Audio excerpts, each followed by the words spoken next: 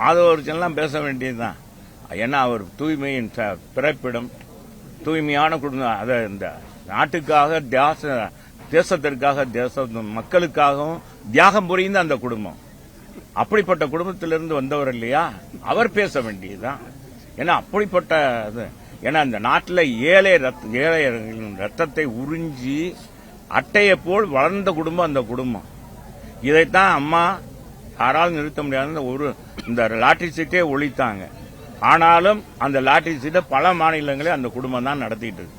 இன்னைக்கு ஏழைகளுடைய ரத்தத்தை உறிஞ்சி இன்னைக்கு குடித்து கொண்டு அதன் மூலமாக இன்னைக்கு வளம் வந்து கொண்டு இருக்கிற ஆதவ அர்ஜுனா பேச வேண்டியதுதான். அதான் எங்க இயக்கத்தை தான் பேசட்டும். அவர் பேசுறதுக்கு என்ன தகுதி இருக்கு? எங்க இயக்க என்னங்க, அவர் தாவேக்காவை பத்தி அவர் என்ன பேசினாலும் அது ஒன்னும் கதை ஆக போறது இல்ல.